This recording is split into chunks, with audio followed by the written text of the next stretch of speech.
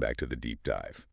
So today we are tackling something that I think has been keeping a lot of us up at night, or at least it keeps popping up in our news feeds with these terrifying world-ending headlines.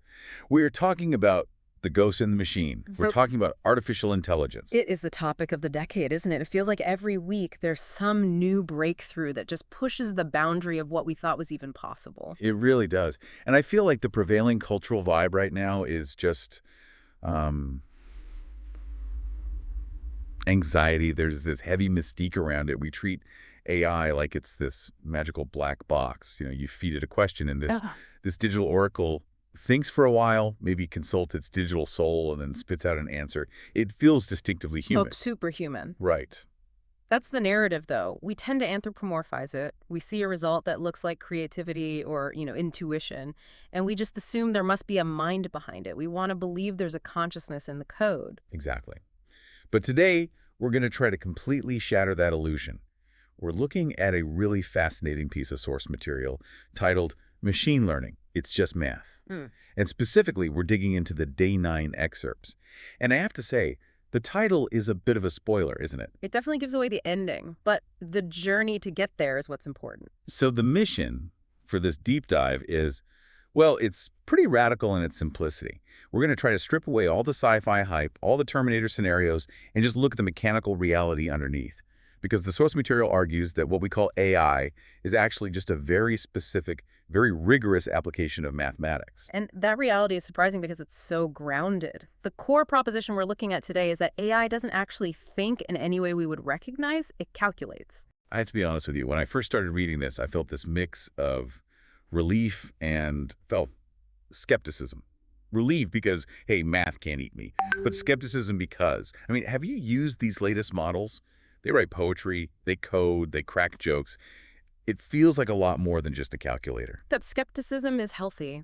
It's hard to reconcile the output, which feels organic, with the process, which is so mechanical. But that's exactly what we're going to do today. We're going to look at the laundry pile that's casting the monster's shadow. We are going to engage in a grounded, logical exploration of the facts presented in the text. So let's unpack this. The source material starts by laying a foundation. It calls it the core, or the bedrock, of machine learning. And it's not computer code, interestingly enough, it's statistics. Right. And this is where we have to shift our perspective. Yeah. The source is very, very firm on this point. Without statistics, machine learning cannot exist. It's not that machine learning uses statistics as a tool. It's that machine learning is an application of statistical principles. It's statistics on steroids. Okay, but when I think of statistics, I think of like baseball batting averages or census data. I think of pie charts. I don't think of a computer writing a sonnet about a toaster. So what exactly are these statistics allowing the system to do that bridges that gap? The source breaks it down into 4 key functionalities. So statistics allow these systems to analyze large data sets, detect patterns, measure uncertainty, and make informed predictions. Measure uncertainty. That's an interesting phrase. Usually we think of computers as being binary 0 or 1, true or false. And it's crucial because the real world isn't binary. Data is rarely perfect. Statistics gives the machine a framework to say, I'm 80% sure this image is a cat, rather than just, this is a cat. It's calculating the probability distribution. It deals in shades of gray, which ironically makes it feel more human. So if it's just analyzing data and finding patterns, why does it feel so different from me just looking at a spreadsheet? I can look at a spreadsheet and find a pattern. I can see that sales go up in December. That's a pattern. Why is that not AI? You can see that pattern because it's two-dimensional, time versus sales. But can you look at a spreadsheet with, say, 10 million rows and 5,000 columns and find some nonlinear correlation between row 4,000 and row 9,000 while factoring in 3,000 other variables? No. All in a fraction of a second. I definitely cannot do that. That is the scale factor the source emphasizes. The math might be similar to what we do fundamentally, finding a trend line, but algorithms perform these tasks, as the text says, at scale on millions of data points. So it's the volume and the dimensionality that creates the illusion of Intelligence, Right. Precisely. It's brute force statistics. Instead of a human calculating manually, we have algorithms doing it at a level of complexity that our brains just can't process. Because we can't visualize a billion-dimensional space, we call it magic.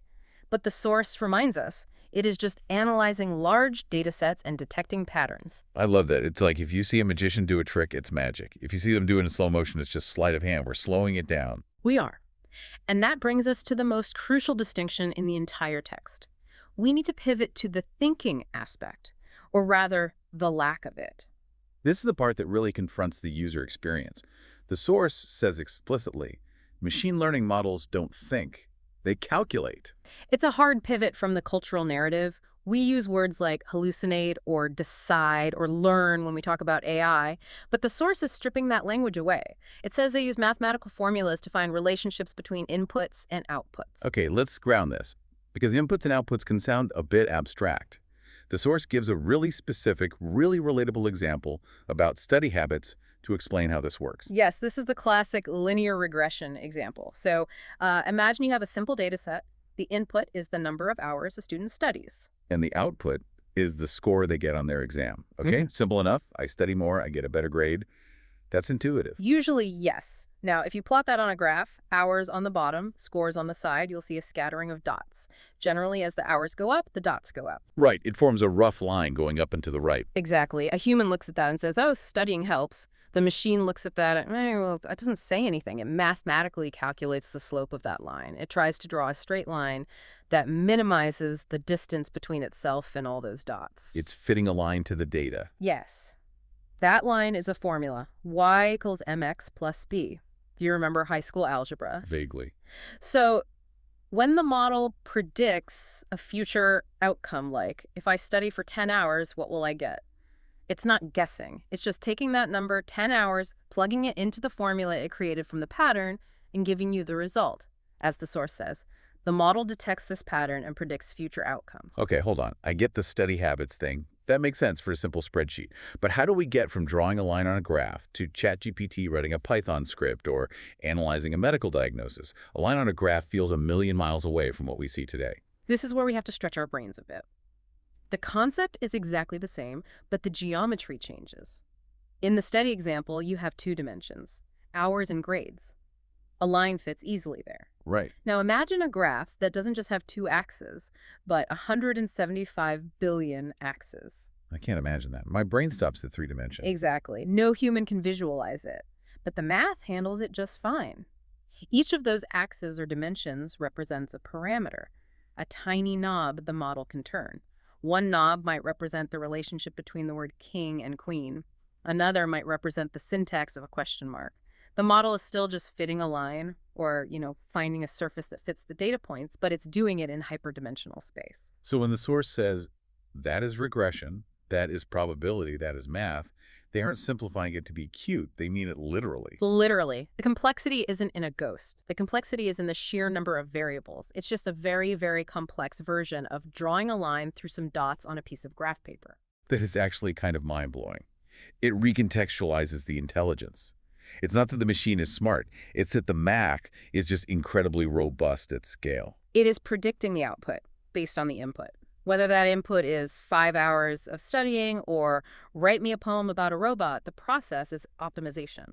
So we've got this concept of regression and probability. But I think for the listener, and honestly for me, it helps to see how this shows up in the stuff we use every day. Because the source lists some specific real-world applications that we interact with constantly. It does, and it claims these are all powered by these same mathematical models. It lists recommendation systems, fraud detection systems, and voice assistants. Okay, let's break those down using the math we just talked about. Recommendation systems. That's like Netflix telling me I'm going to like a romantic comedy. We usually think, oh, Netflix knows my taste. But how is that math? Think about the input and output again. The input is your viewing history, the data points. But it's also the viewing history of millions of other people. The model treats users and movies like points on that giant multidimensional map we talked about. A map of taste. Essentially, if user A watches The Office and Parks and Rec, and user B watches The Office, the model sees that user A and user B are close to each other on the map. They share a vector. So it predicts that user B will probably like Parks and Rec because it's close to where they are standing on the math map. Exactly. It calculates the probability that you will click on movie X based on the pattern of your previous clicks and the clicks of people mathematically similar to you. It's not a film critic living inside your TV. It's a probability engine calculating the distance between vectors. Okay, that makes sense. It feels personal, but it's actually just clustering. What about fraud detection? The source mentions identifying anomalies in spending. This goes back to the bedrock segment. One of the key functionalities of statistics was to measure uncertainty and detect patterns. Fraud detection is basically asking, does this transaction fit the established pattern? If you usually buy coffee in New York and suddenly there's a transaction for a yacht in Monaco. That's a data point that is way off the line on the graph. Exactly. In statistics, we call that an outlier. The model calculates the standard deviation. It sees that this Monaco transaction is 6 standard deviations away from your normal behavior.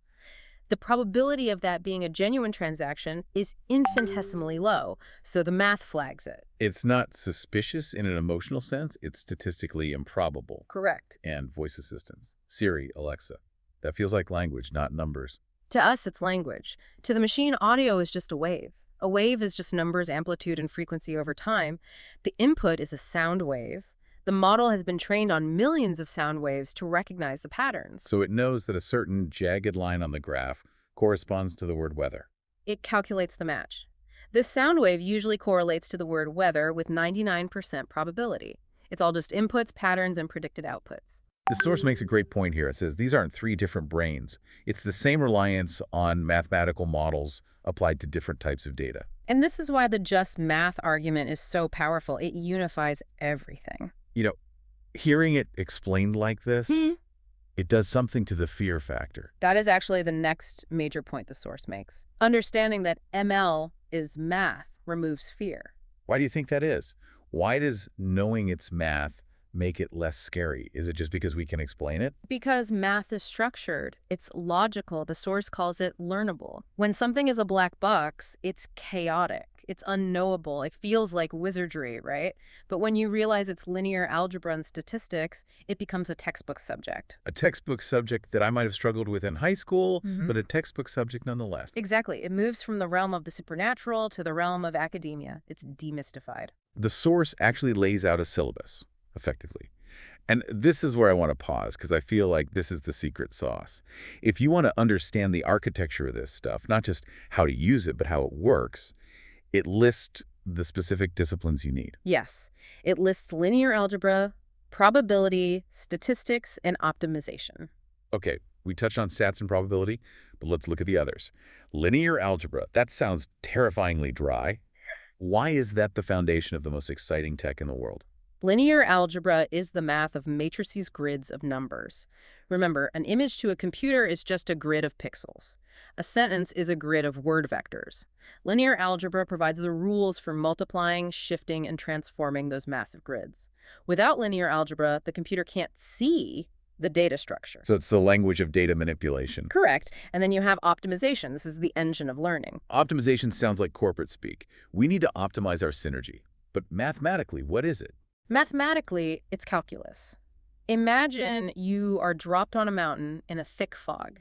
You can't see the bottom, but you want to get there. What do? I guess I'd feel the ground with my feet and step downwards. Exactly. You feel the slope, the gradient, and you take a step in the steepest downward direction. Then you do it again. And again. That is literally how these models learn. It's called gradient descent. So the learning part of machine learning is just the computer sliding down a mathematical mountain. Yes. It compares its answer to the right answer, calculates the error, how high up the mountain it is, and adjusts its parameters to step down. It does this millions of times until it reaches the bottom, the lowest possible error.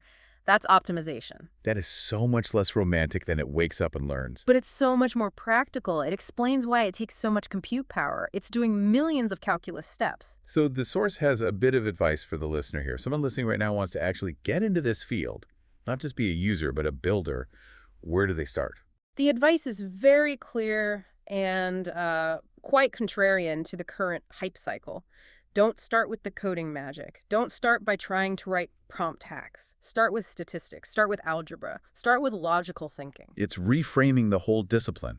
Yeah. It's not about learning to code a consciousness. It's about learning to model data. Precisely. It frames AI as structured, logical, and learnable.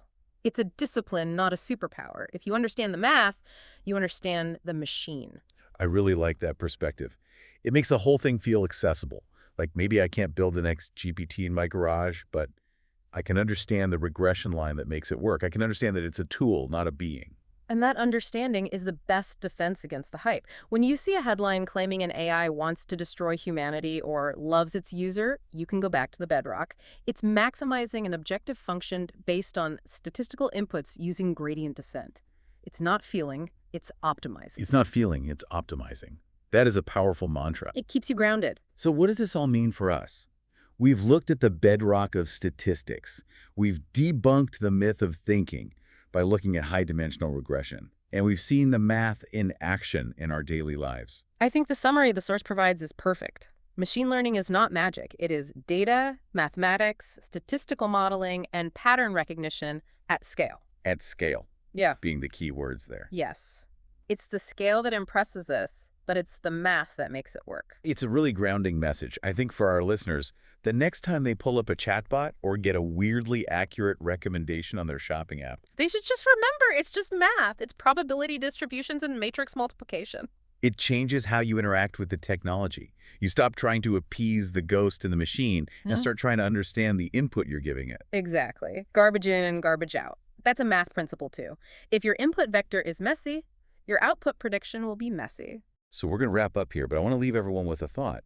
The source really drives home this idea that the most intelligent systems we have are simply performing regression and optimization. It's a humbling thought for humanity, isn't it? Or maybe an elevating one for mathematics. It is, and it makes me wonder. Right now, everyone is rushing to learn prompt engineering or how to talk to the bots. But if the source is right, those are temporary skills. The real skill is the foundation. If the barrier to entry for this world-changing technology isn't finding a magic wand or being a chosen one, but simply opening a math textbook, what does that say about the future of education? It suggests that the future belongs to the curious, not just the tech-savvy. Maybe the superpower of the future isn't coding, but just really, really understanding your statistics. Something to mull over as you go about your day. Thank you for diving deep with us. We'll catch you on the next one.